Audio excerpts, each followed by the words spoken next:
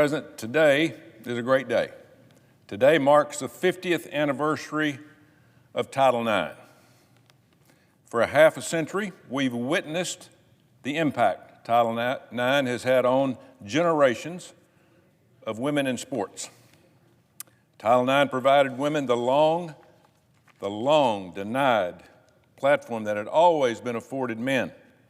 It ensured female athletes have the same access, funding, facilities, and athletic scholarships. But it also gave young women the opportunity to compete, to learn life lessons of hard work and perseverance, to go to college on an athletic scholarship, to overcome obstacles in order to reach their God-given potential.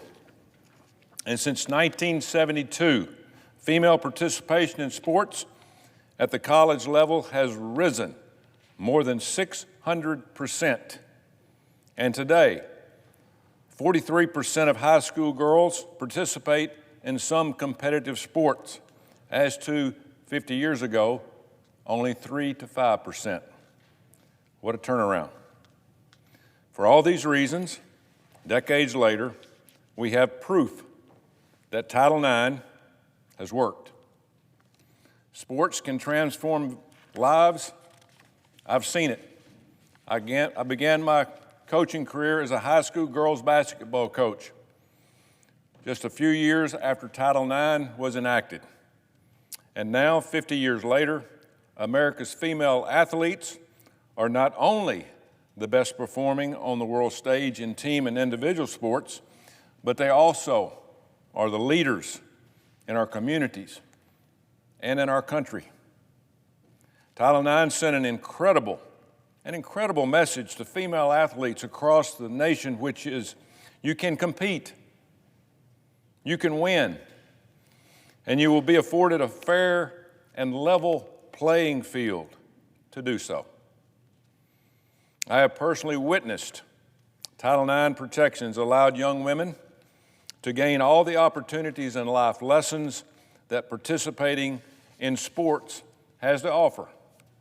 That is why, just 3 months into my time as a U.S. Senator, I introduced an amendment to prohibit federal funding to schools that allow biological males to compete in women's sports. And I, along with 23 of my colleagues, introduced the Protection of Women and Girls in Sports Act. This bill would make it a violation of federal law for a recipient of the federal funds who operates or sponsors athletic programs to permit biological males to compete in women's sports activities. The bill also establishes the long-needed definition of sex in Title IX to be recognized based solely on a person's reproductive biology and genetics at birth. Democrats have turned their backs on these efforts, and by doing so, they have turned their back on female athletes all across our country. And just last month, I sent a letter to the U.S. Department of Education Secretary Miguel Cardona, warning the administration to rethink their rule change. On this 50th anniversary, we should be asking ourselves, how can we preserve Title IX and preserve fairness for all female athletes across our country? But unfortunately, women's athletics are currently under attack by the Biden administration. Just this morning, we learned that the Department of Education will publish a proposed rule to change Title IX to align with the administration's progressive agenda. These proposed changes would allow biological males to compete in women's sports. What a tragedy.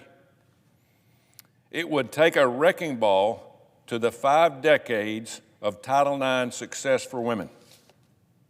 The Biden administration's proposed rule flies in the face of the so-called science that Democrats are quick to pledge their allegiance to by ignoring the scientific differences in the biological makeup of male and female athletes.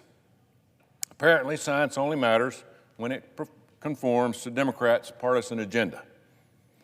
Allowing biological males to compete in women's sports will set women's rights back 50 years to a time before Title IX. It will discourage young girls from entering the court, jumping in the pool, walking onto the field knowing they have to compete with a deck stacked half against them. And the winner will already be determined. With the proposed rule change, female athletes can only hope to finish second or third place. There's no pregame speech or halftime talk that you can give a woman or girl who feel like they aren't competing on a fair playing field. The Biden administration should do the right thing and rethink their decision to disenfranchise female athletes of the future. This fight is far from over. The very least the Senate can do for the future of female sports is to reinforce the protections already afforded women in Title IX. That's why I call up S. 251, the Protection of Women's and Girls in Sports Act of 2021. I ask unanimous consent that the Committee on Health, Education, Labor, and Pensions be discharged from further consideration of S. 251 and the Senate proceed to its immediate consideration. Further, that the bill be considered, read a third time, and passed, and that the motion be considered, made, and laid upon the table. Is there objection? Mr. President. The senator from Hawaii. Mr. President, reserving the right to object. I rise today in opposition to S. 251, legislation that would ban transgender women and girls from participating in sports consistent with their gender.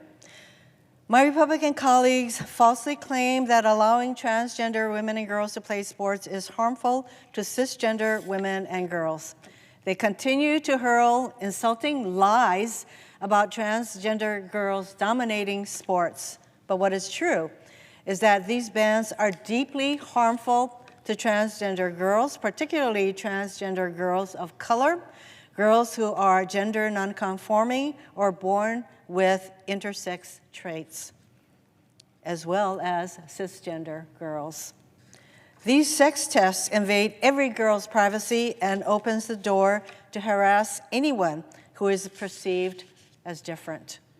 If my Republican colleagues were actually worried about women and girls in athletics, they would join in our efforts to address unequal athletic opportunities in school, unequal pay, sexual abuse and harassment, and more. But this isn't about supporting women and girls. This is about discrimination. Earlier today, I stood in Statuary Hall as we unveiled the portrait of the late Congresswoman Patsy T. Mink on today's 50th anniversary of Title IX becoming law. Title IX, which was renamed the Patsy T. Mink Equal Opportunity in Education Act, says, and I quote, "No person in the United States shall, on the basis of sex, be excluded from participating in, be denied the benefit of, or be subjected to discrimination under any education program or activity receiving federal financial assistance," end quote. 37 words that are just as relevant today as they were 50 years ago. Patsy fought for equal opportunities for all, and this bill stands in direct opposition to her work. And to listen to my colleague talking about Title IX as being that act that is going to support his bill, I can tell you, as someone who knew and was friends with Patsy T. Mink, she would be standing right next to me to say that Title IX in no way and shape supports what my colleague is attempting to do. So Republicans have the wrong priorities.